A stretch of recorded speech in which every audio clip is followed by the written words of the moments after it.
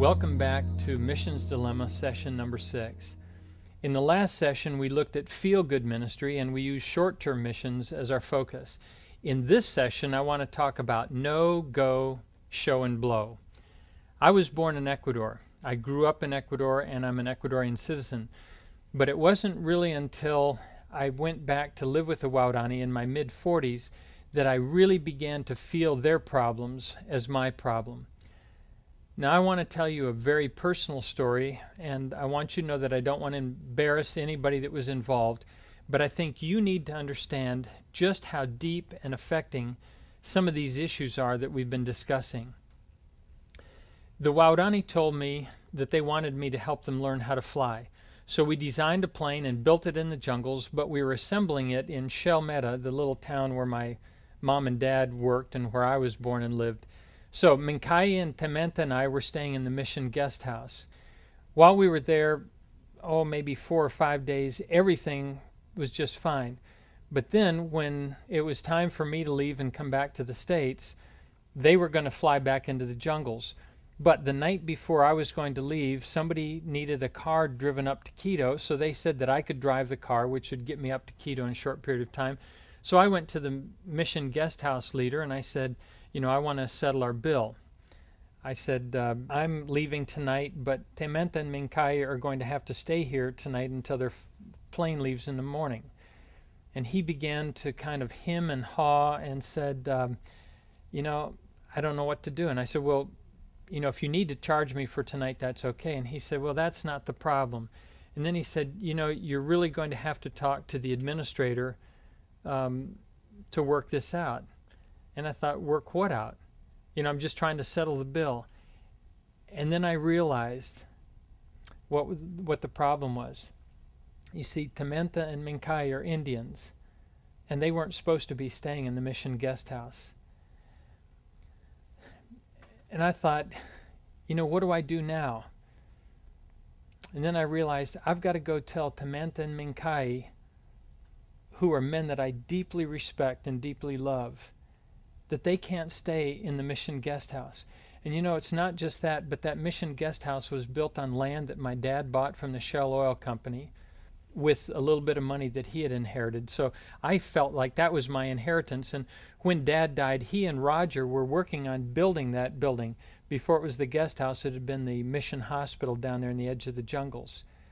And Tementa and Minkai, the very people that my dad and Roger and Pete, Ned and Jim had died for, weren't allowed to stay in the mission guest house.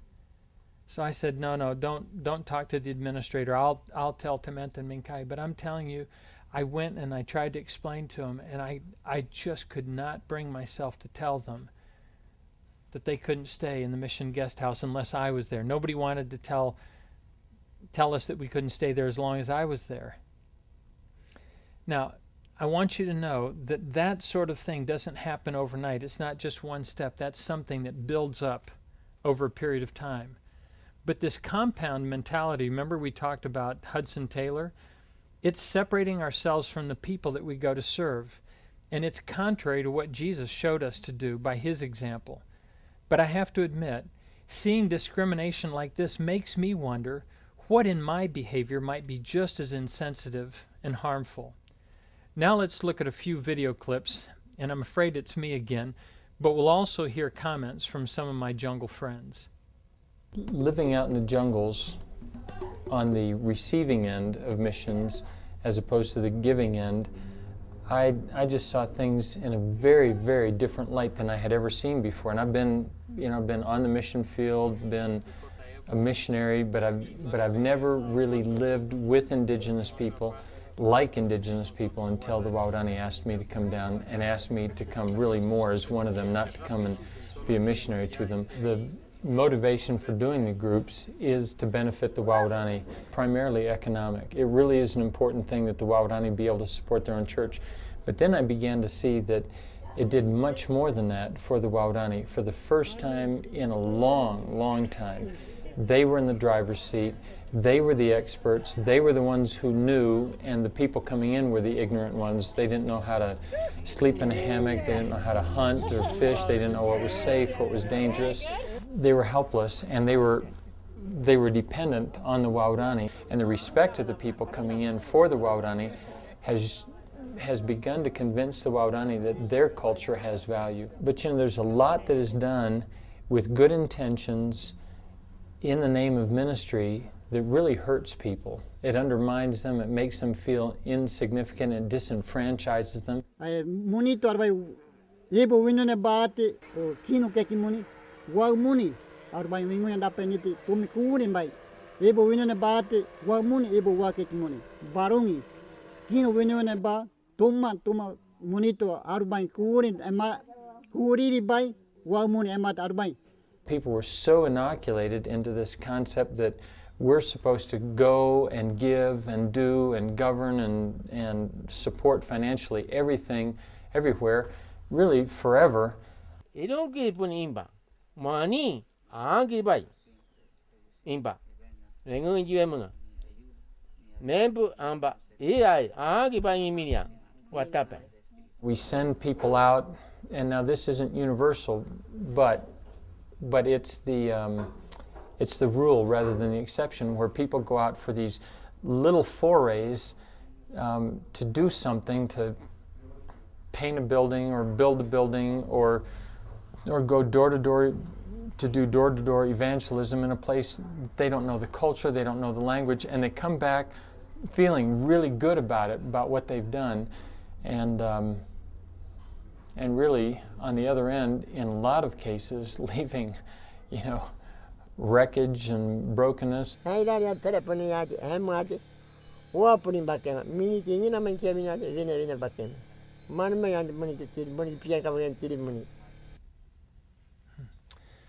Tementa, Kimo, and Minkai gave us a foundation to help us change how we do missions. Tementa said, we need someone to teach us, but we can learn to handle machines and we can handle God's Word. Kimo said, come, but don't bring your help just in your hands. He was saying, come for relationship. Then he said, you pray for us, because they understand that they need prayer. And he said, and we'll pray for you because you need us to pray for you too. His language doesn't have a word for partnership that I know of, but that's what he was describing. And then Minkai said, we invited you to come, not just so that you could give to us, but so that we could give to you too. When you hear statements like these, how does it make you feel? This is our missions dilemma. Are we going to do MOTS, what I call MOTS, more of the same, or are we ready to wrestle with these issues and figure out how to do it better? I hope you want to rethink how missions is done, and I hope this makes us question every mission activity that we do personally and those that our church does as well. Understand that when you go into a community, even if it's short term, you impact that culture. Now, it can be positive, but it can also leave scars. They only consider you a God follower when you say that you are, and when your life demonstrates that you are, and when you've been baptized. But that also creates a problem, because now there have been lots of people, I've had pastors in the States say, oh yeah, I know them. I went in, I visited Palm Beach and baptized some people. Oh yeah. They're going to have to distinguish between whether you were foreign or baptized. How can somebody come in, not know the language, not know the people, and baptize somebody and have any kind of relationship and have any idea who they're baptizing? When we went down there, the Waorani had not baptized anybody, as far as I could tell, for like 17 years. There was no need to. Foreigners were coming in all the time and baptizing. Some of the people have been baptized 2 or 3 times. When we just go in, start doing feel-good ministry, even if we do it with a really giving attitude, it really can wreak havoc on the other end. And if we really love people, we do what they need, not what they want, not what we want, for sure. When I was in India several years ago, a friend, an Indian friend, asked me if I would baptize a couple, a man and his wife, who were new believers. I remember wrestling with this. I certainly don't have all the answers. I felt a little bit uncomfortable, but the couple was standing right there, and they wanted me to baptize them, so we went over to this little hole in the ground that they had some irrigation water in, and I got down there and I baptized both of them, and then, to remember it, I wrote it in my Bible. Their names were Shanka and Diva, and I thought, okay, so I baptized them. But then when we were done with the baptism, they just stood there and looked at me. And then Caleb said, who had asked me to baptize me, he said, now you have to give them Christian names. And then I realized, here, I don't even know these people, and I'm supposed to give them the names that they're going to live with the rest of their lives. So I gave them one of my son's names and my daughter's name, James and Rachel. But I'll probably never see that couple this side of heaven. And I really don't know even now, should I have baptized them? It has become very popular to start orphanages overseas, and there is a need. There's a lot of children who need help. But when we go and start an orphanage that takes care of children much better than the children who have families can take care of them, what happens is we create orphans. It becomes enticing for families to make their children orphans. I don't mean killing the parents, but taking them to the orphanage to turn over to other people to raise, because they get better food, they get better education, they have better housing. Consequently, when they get to 16 or 18, they're better capable of earning money for the family. So they're raised outside the family, and in some cases go back and become almost slaves. I mean, they become workers for the family to earn money to help the family improve its economic situation. And those kids have to grow up outside their homes. I heard about a group that used widows to take care of orphans, which seems to me a great idea. I mean, the Bible says that the true Christian from God the Father's point of view is the one who takes care of orphans and widows. But they were taking these widows, they were building them houses nicer than anybody else in town had. Even though they were modest, they were still, nicer houses. They were paying them a salary, and they were able to go to the orphanage and do a little bit of work with kids, which no doubt they liked, and they got their food there. So they suddenly became the elite in that community economically.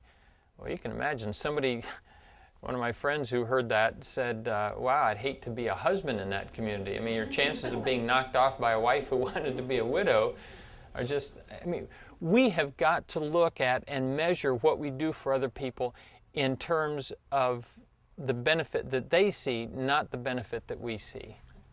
We've got to do that. The medical profession has a policy that I think applies well to missions. It's, first of all, do no harm. That doesn't mean that we just let people die. It means that we keep reviewing the manual and we keep evaluating what we're doing and how we're doing it and why we're doing what we're doing. So what do you do to help people? If it makes them happy today and creates a perception of need tomorrow, have we made them happy? What is the answer? If we can't give them everything and do everything for them, and if we can't go home and just send people from their tribe money so that we're paying people to be missionaries, people from their tribe to be missionaries, which is just another form of dependency, what do we do? But when we try to go from one culture to another culture to help them out, if we only know the sending end, if we only know our end, we haven't got the picture. And we've been doing that, and I'll tell you what, we've been wreaking havoc around the world, even though we're giving people the message out in the jungles in the Waodani. We're perfectly happy to have me just go and do and be everything for them. I mean, I was their gopher, and you know what? I was enjoying it. I was really becoming aware of dependency and how debilitating it is. And Jenny said, Steve, we got to leave here pretty soon. And I said, why? And she said, because you're starting to create dependency. They're starting to depend on you. Just the very thing that you've been talking about. These aren't easy things. There are no easy answers. There aren't easy answers, but I gave you one formula that I think really does work. Think family. Now let me give you another one that I recommend. Know, go, show, and blow.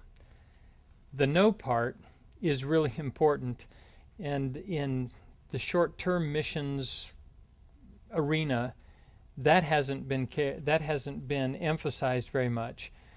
We can't teach other people what we don't know ourselves. I was recently at a Christian university, and I was talking about missions, especially short-term missions. That's what I was asked to speak about. And afterwards, a young man came up and he said, "You're really negative, aren't you?" And he said, "I like that. I'm negative too." And he said, but I have one bone that I want to pick with you." He said, "I was an avowed atheist until I went on my first short-term missions trip."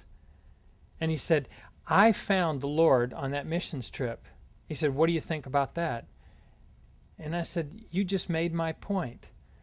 What place does an avowed atheist have going on a short-term missions trip to teach other people how to follow God?" He just told me that he was an avowed, open atheist. Now, in that case, that missions trip did good for him, but what did he do on the other end? So before we go try to teach other people, we've got to know what it is that we're going to teach. And then we have to go, that's Matthew 28, that's our commission, to go to places where people haven't heard Christ's plan for their lives. And then we have to show them. That's example. Let me just take you back quickly to 1 Peter 5, 2 and 3. It says, "Shepherd the flock of God amongst you, but not under compulsion, but voluntarily." And then it says, "Nor yet as lording it over those allotted to your charge." And then it goes on, it says, "But proving to be examples to the flock." That's how Jesus taught us. He was the example, and we're supposed to go and be examples. So know what you're going to teach, go to where people don't know it, and then show them by example. Show them what it is that God wants them to do, and then blow. When I went back to live with the Waurani in the mid-90s, there were huge obstacles to face, but the very hardest part of all was leaving. But I knew that we had to go, or I would begin to create more the dependency that I'd been trying to get other people to stop creating. The Waurani were shocked when I told them that I was going to leave. They asked, "Who is going to do what you've been doing?" I told them, "You need to decide that." So they chose Tamantha, who had been helping to translate the New Testament years before, and who is a great Bible teacher, and he became their first pilot. In fact, when I flew out of Nimonpare for the last time, it was extremely emotional for me. I had flown Ginny and two of our 4 kids that were down there with us at that point out of the jungles to Shell, and then I went back in for that last night. And it was very, very somber, not only for me, but for the Waurani. That last morning when I started to go out to the airstrip, one woman handed me her brand new baby, maybe 4 months old, bare bottom, soft on my arm. And then one of the little boys who had learned to walk in our house came up and held my finger. And then I started walking out expecting the Waurani to gather around, but they didn't. So I walked all the way out, 1/4 of a mile through the jungles to the airstrip with this precious little baby and little Coney holding my finger. And I thought, how do I leave? Then when I got out to the airstrip, as I was loading the last few things in the airplane, the Waurani gathered around, but nobody came right over by the plane. I mean, it was so hard to go. So finally I got in the plane, and as is our custom before starting the engine, I would call libre, clear as the engine clear. And I looked out because all the people would always say libre, but nobody would say it. So I finally looked over at Tamantha and said, "Tamantha, libre?" And he wouldn't say it, but he nodded at me. I taxied down to the end, and as I took off, I saw them all standing there. I thought, God, can't I just stay? You've given me such a sense of significance here. Can't I just stay and be their gopher longer? Then I thought of what Paul had said. No, I can't come back to you because the objective here is that your faith becomes strong and steady. I had to leave. One of the things we have inadequately factored into our models of missions in the last 100 years is what Jesus says in Matthew 16 and constantly tells his disciples, I will leave you one day.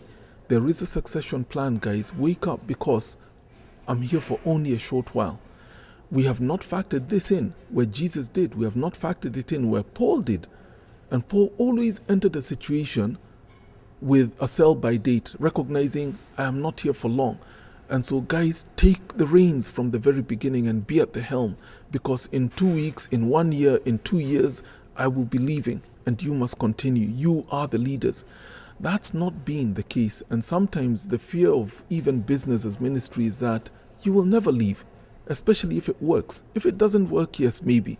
But if it works, this thing will grow into the huge organizations that Americans are able to leave, and you will never leave. You know, when Jesus was leaving, it was hard for his disciples. In John chapter 16, Jesus said to his disciples, now I'm going to him who sent me. And then it says then he recognized and said, sorrow has filled your heart, hasn't it? But then he said, but I tell you the truth, it's to your advantage that I go away. For if I don't go away, the Helper won't come. But if I go, I will send him to you. So, you know, my leaving the Waodani was hard for me. When Jesus left his disciples, it was hard for them. Leaving is hard. Our tendency is to want to stay. You know, Paul wrestled with this. And if we look at Acts, I think it's a good exercise to just take a look and see how long did Paul stay in each of the places. In 16 verse 12, it says that he went to Philippi and he stayed there some days. And it tells how he did. He went into the synagogue and he would teach, and then when people accepted the message, then he would disciple them and he would start a church. And then if you look over in chapter 17, verse 2, it says, now this is about Thessalonica, it says, and according to Paul's custom, he went to them, and for 3 Sabbaths he reasoned with them from the Scriptures, and then he left Thessalonica. And then over in chapter 18, verse 11, it talks about Corinth. He stayed there. Now remember, this was Sin City in Jesus' day. In Paul's day. And Paul went there, and he only stayed in Corinth for 1.5 years. And then in chapter 19, it says that he went to Ephesus, and in Ephesus, he stayed for 2 years. And then in Macedonia, he was there for 3 months, and in Troas, 7 days. So, there is a time to go, there certainly is a time to leave, but I'd say that blow part is the part that we've had the most difficulty with. Now, how about some questions and reflections from you? If we don't do this, God may do it for us, because he did do that in China. And when the missionaries had to leave and the Christians in America thought it was the end of the church in China, it was just really the beginning. And what God has done in China is amazing, and it was totally done without us, except our prayers, which is important. The orphanage and the widows, and wow, we know these are poor countries and they need our financial resources, but when are you doing too much, and what's enough? There's just so many questions within the outline. Like I've said before, I think that every church plant goes in with the idea of eventually we're going to pull out. They just don't get around to pulling out. That's the tough part. I think one of the largest barriers we have is that we're such a cold, kind of task-oriented culture that we really don't want to spend the time to build a relationship. We want to just fly in, kind of organize ourselves, erect a building, and save a few souls, and then get on the plane and come home, and then make a T-shirt about it. You know, we just live in a culture of drive-thrus and instant mac and cheese, to where we really don't want to invest in people as much as we want to accomplish a task.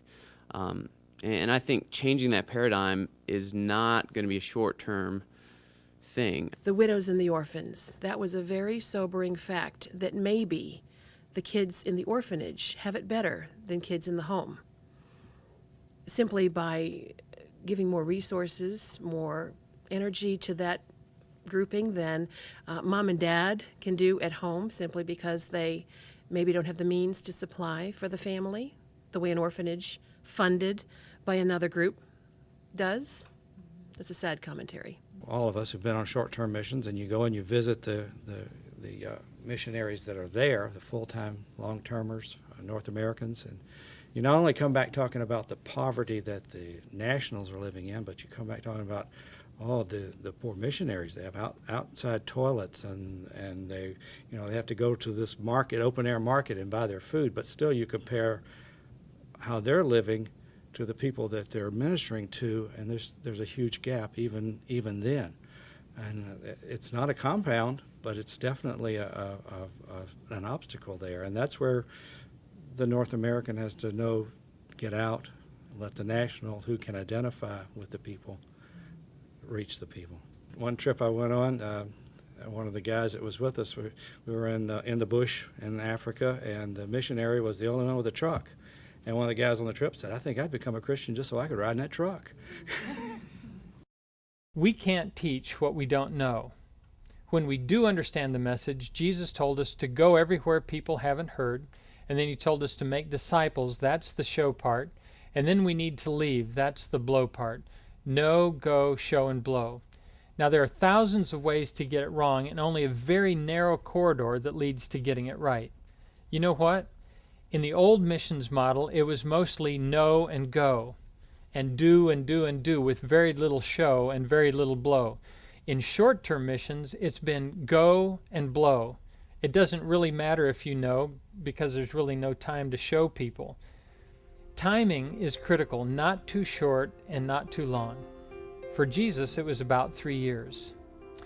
Now, in the next session, we're going to talk about the answer to our missions dilemma, and I get to tell more stories. So I hope you'll come back.